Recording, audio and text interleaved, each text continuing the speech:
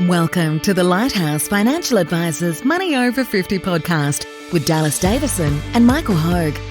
This information is general in nature and does not take into account your objectives, financial situation or needs. Therefore, you should consider whether the information is appropriate for you and your personal circumstances. If you require personal advice, please contact Lighthouse Financial Advisors.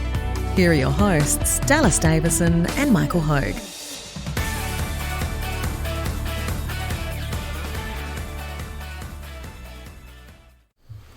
Welcome to episode 14 of Money Over 50. Today we're going to talk about should you have a budget. So we're going to talk all things budget.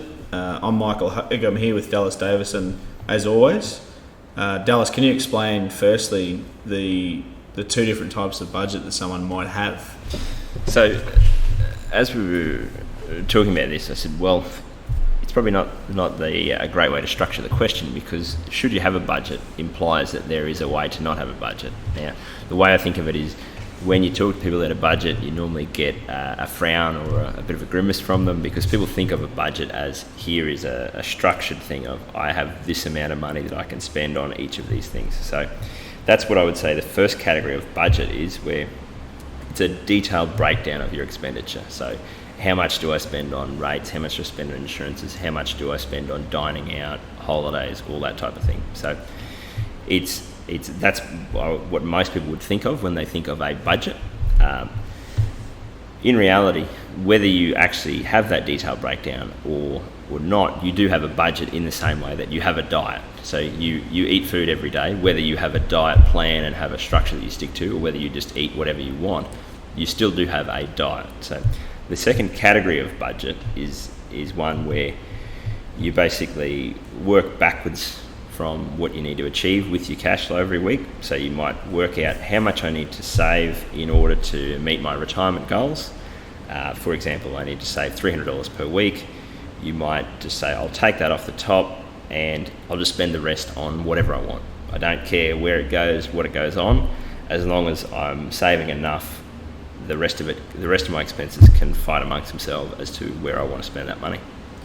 That's an interesting one, because that can work, that budget. In episode 3 of this podcast, titled Drive a $15,000 car and draw an extra $717,000 of income in retirement, we look at an example where by putting away $300 a week into your superannuation fund for the last 15 years of your working life, you can actually draw an extra $717,000 of income throughout your retirement. So that might be enough for people to be able to do. So it's quite acceptable then to do that first as they get paid, and let every other, as you mentioned, every other expense can fight it out. Yeah. And if you have zero savings after that, then you've still hit your goals. So there are different ways that your budget will work. My first thought is that it has to be something that's easy and that has to not require too much time to actually sit down and regularly update. So you have to have certain rules of thumb.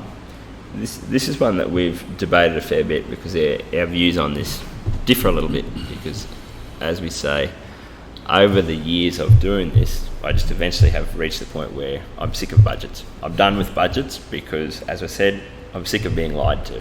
People sit down and do a budget and say, this is my plan, this is what I'm going to stick to. The reality is they have no idea what they're going to spend their money on. And as we all know, when there's money in the account, we spend it.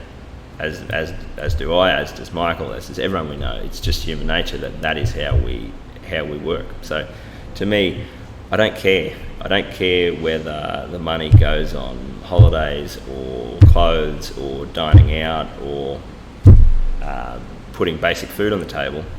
I don't want to get involved in that depth of discussion most of the time with my clients. So I tend to work more with my clients and with myself on the second version, which is, let's just sit down and work out, what do I need to be putting aside, what am I comfortable with putting aside, and then go and do whatever you want with the rest. So I know, Michael, you're a little bit different sometimes with some of your clients. It's really a blend of the two. So it's not quite a detailed breakdown of expenditure, but it crosses over into that, and it also does tie in working backwards. So Yeah. to give you an example, I'm all about rules of thumb. All about silos. And I'm all about silos. So what we refer to as silos, I have quite a few different bank accounts set up, and I have, as myself and my wife get paid, we have money getting transferred, which is one thing I definitely believe in, pay cycle transfers. We'll talk more about that. So we get paid fortnightly. We transfer X amount into our bills account, X amount into our holidays account, because travel is something that's important to us. We have X amount go into a spending account, and we have X amount go into our superannuation funds as well. So money gets dispersed into different accounts. So right now, if I was to take a look at it today, our holidays account has about $4,000 in it at the moment, so it's ready for some travel later in the year. It's getting added to all the time. Our bills account has about $5,000 in that. Now, sometimes that has as much as $7,000 in it, and then we have rates and regos and things like that come out of that, and insurances, and it drops back down to $2,000. But we're topping it up all the time on a fortnightly basis, which is one of the things that is very, very important. Yep. Is what we refer to as pay cycle transfers. Yep. And what that means is that if you get paid fortnightly, we want to look at for example, your major bills, which would be rates, insurances, registrations and things like that. That's not an exhaustive list. We want to divide those bills by 26 fortnights, and we want to have our clients actually I want to have my clients put that amount of money into their bills account each. And I don't care. I don't care what you do with it. I know that most of the people that we work with, they're going to find a way to pay their rego.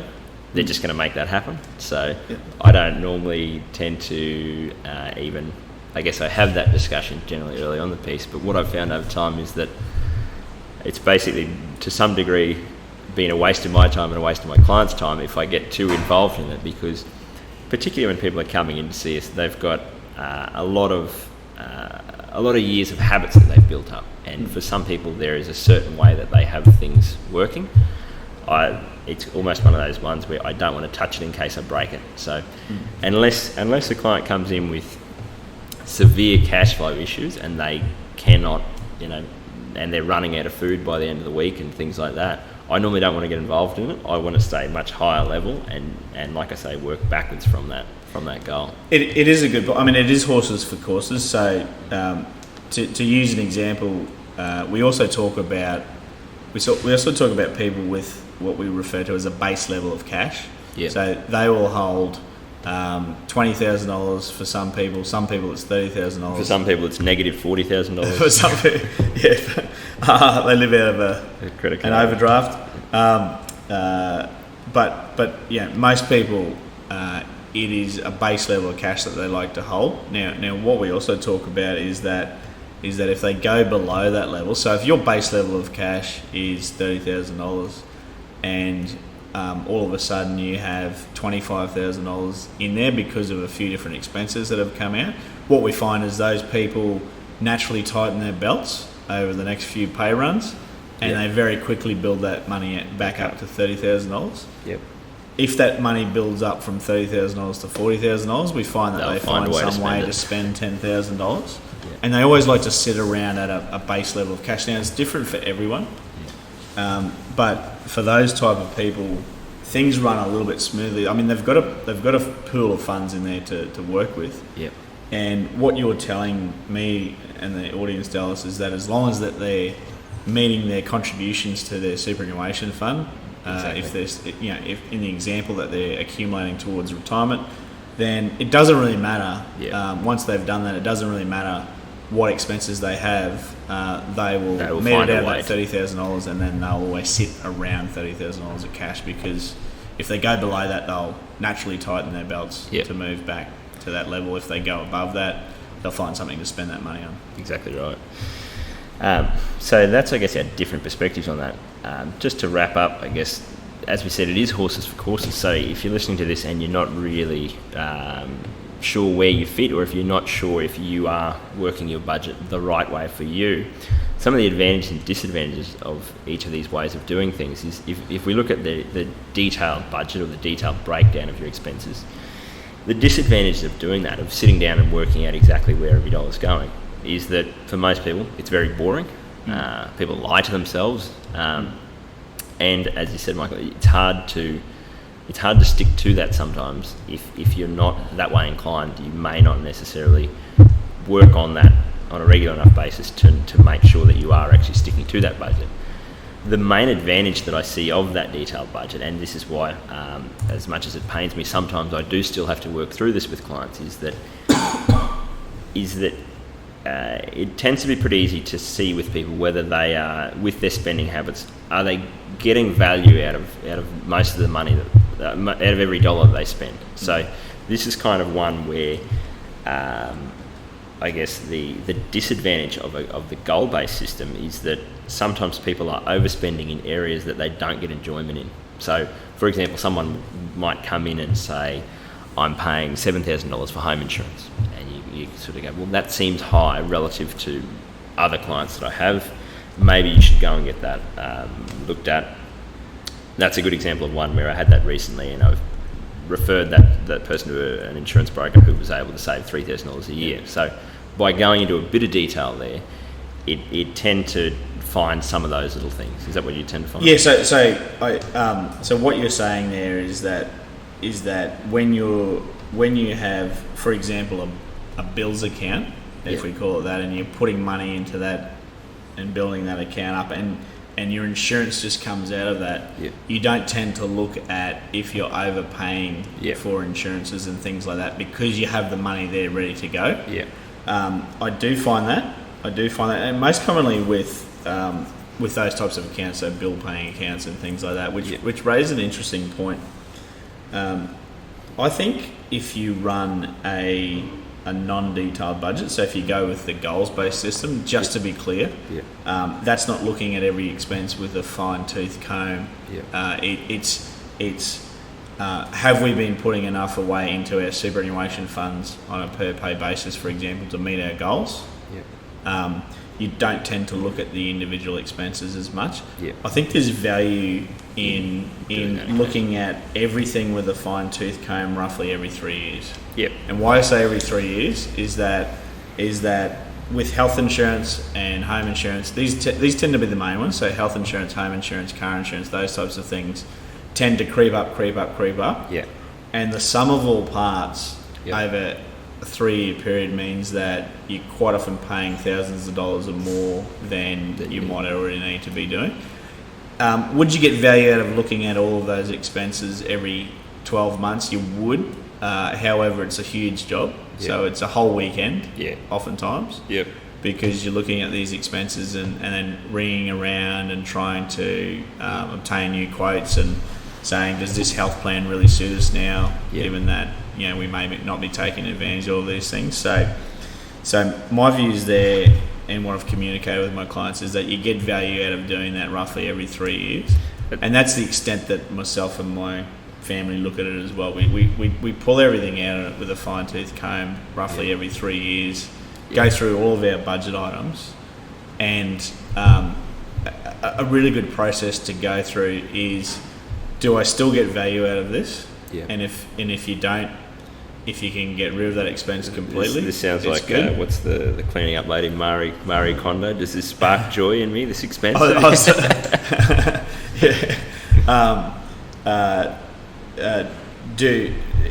I can't get rid of it, can I minimise it? So insurances are a really good one there, because they creep up. Can I take a few bells and whistles off this insurance? This health insurance, for example, to get the premium down from $5,000 a year to $3,500 per year. Or do I still need it? I still need it in its current format? So if you go through that, I say rule of thumb, roughly every 3 years to go through those things. That's a really good example of one where if you were interested in this type of thing, you might look at that every year, and it might not be that painful for you. But for most people who don't enjoy it, you could say, well, look at this once every 3 years versus looking at it every year. If we look at it every year, it's going to take 3 times as much time, and it's going to be 3 times as painful, and it's probably not going to make a huge difference. Whereas if we just look at it every 3 years, it's enough to tighten up all those things, but not enough that you feel like you're constantly having to focus on that. That's right, and it also gives, I mean, over 36 months, you tend to sign on to a few things that you don't, and these are your $10 and $20 things per month that you collect along the way, and you may not be getting value out of that. So, for example, you might have signed up for both Netflix and Stan, and then find at the end of a period of time that you really don't watch Netflix that much. You watch more of Stan, but you're paying, 2 lots of $12 per month. So. Yeah, if you look at that every 3 years, you can cull some of those items as well, and it gives you a bit more of a length of time to work out if you're getting any value out of that or not. Yeah, and that's a good example of the main advantage the main disadvantage that I see in the goals-based system is that, like we said, you can easily be overspending in areas that you don't get enjoyment in, like those insurances, those regular expenses that you're just not checking off on often. The other main disadvantage that we see is that you might actually have capacity to meet your goals quicker, but you haven't sat down and worked through that. So those two tend to tie in together, is that if occasionally you do that and sit down and go, well, I have been saving $300 a week, but I could easily bump that up to $400 or $500, that may be more important to you, and that might allow you to meet your retirement goals sooner, or spend more in retirement, or go on more holidays in retirement, those types of things, which might actually be more important to you than actually spending that money as you are at the moment. Can you just give us, Dallas, just a quick recap on the 2 different types of budget for the listeners? So there's the detailed breakdown. So that's where we go through each line item and say, this is how much I spend on rates, this is how much I spend on insurances, dining out, holidays, all those types of things. And then there's the second category, which is what we're talking about with a goals-based system, where this tends to be, like I say, what we do with our clients is sit down and work out what are your retirement goals, what's the target in mind that you have, how much will I need to put away every week in order to meet those goals. So this could be contributions to super, it might be loan repayments, those types of things. What people think of as, I guess, savings is if we work out that you need to save $300 a week through a combination of loan repayments and super contributions, as long as you're doing that, we don't care about anything else. So I think the main advantages of that goal-based system are that, like we said, it works really well for people who don't want to think about it. You can just go, okay, well, as long as, like I said, a lot of my clients find that if I'm putting away that $300 a week, I don't have to worry about it, I don't have to think about it, I know I'm on track, I know I'm doing everything I need to. And that ties into, I guess, another advantage of that is that it's I guess a bit of a, for some people they have a lot of guilt around their spending habits, and you tend to see that, and you'll notice that we've talked about reducing expenses in things that you don't get enjoyment in. So I see this a lot with people who are getting close to retirement, where they say, I probably shouldn't be spending this much on travel, for example, even though travel is something that's really important to them and they enjoy a lot. I guess the way I think of it is trying to say to those people, hey, as long as you are making your contributions to super that we talked about, you're making your loan repayments that we talked about, we know you're on track to retire when you wanted to. Travel as much as you want, do whatever you want with the rest of it, enjoy that money, enjoy spending it without having to, I guess, second guess yourself as you're spending. The other advantage, that's a good point, because that does remove that guilt, definitely, and it provides context around your budget, really. Yeah. So it provides, your example there is providing context around someone's doing all they need to in order to be in the position that they need to be to retire, so they can spend more money than they normally would guilt-free to do some travel. The other thing that it does, and I've seen in the past, and you would have seen this no doubt as well, is when you look at the goals-based system of budgeting, it might come out with a figure that someone needs to contribute $400 a week, as a couple to their superannuation funds. if you would have gone through the first option, the detailed breakdown of their expenses, it may have generated only $100 or $200 of spare cash flow each week. When you start from where they need to be and work backwards, like the goals-based system, it does a couple of things. One, it provides context around why you need to spend $400 to put towards your superannuation to enhance your retirement or to get it to where you need to be. The other thing that it does is it immediately changes the framing to okay, I just have to cull some other expenses now, and I have to come up, with. I have to make it happen. We really have to. We're saving $200 a week right now. Yep. We need $400 a week, so we just have to come up with $200 of culled expenses. Yep. And when you look at the list of every line item that you can have in your budget, it's a list that fills an A4 sheet of paper quite easily. Yeah. So oftentimes, if you can just shave, and it's not even about getting rid of things that you like to do; it's about shaving them. Yeah. And what we find is when you work out, when you work out and you put a plan in place, and you execute that plan with your clients, and then we always have a catch up, roughly 4 or 5 pay runs after a new plan's been put in place, and the feedback that we get from our clients is that they're doing it standing on their head because they now have some context around why they need to do it, and they just haven't noticed the difference. Yeah, exactly right.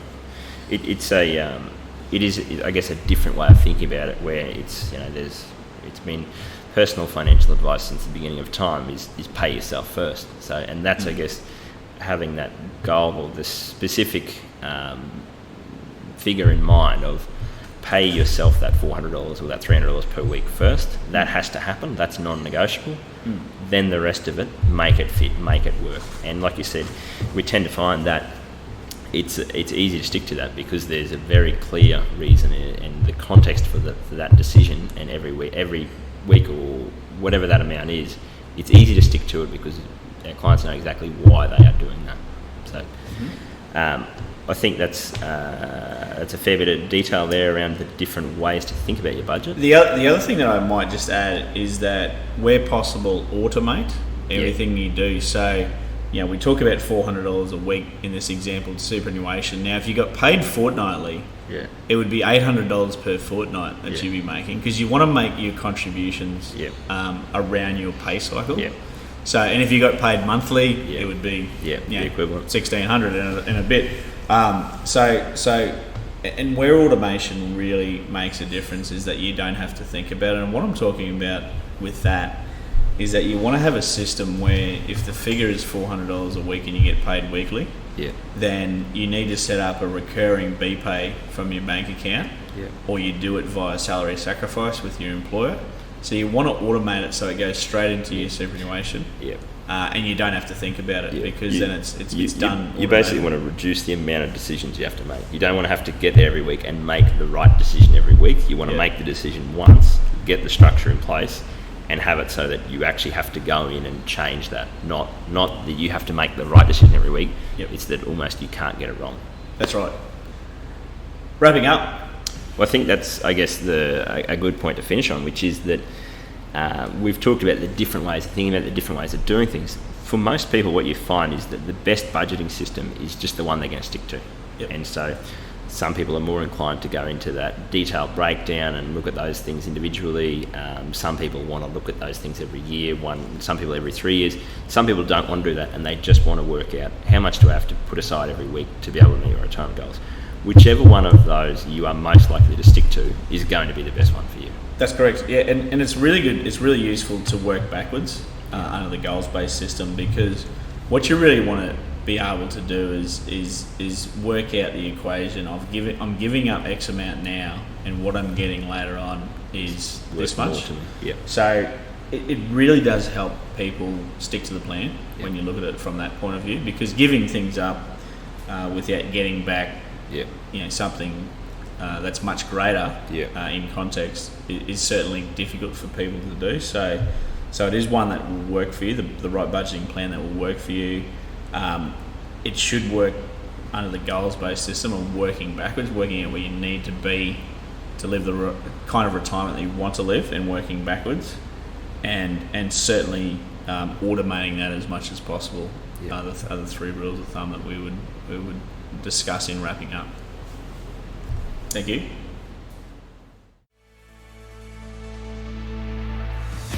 Thank you for listening to the Money Over 50 podcast with Lighthouse Financial Advisors.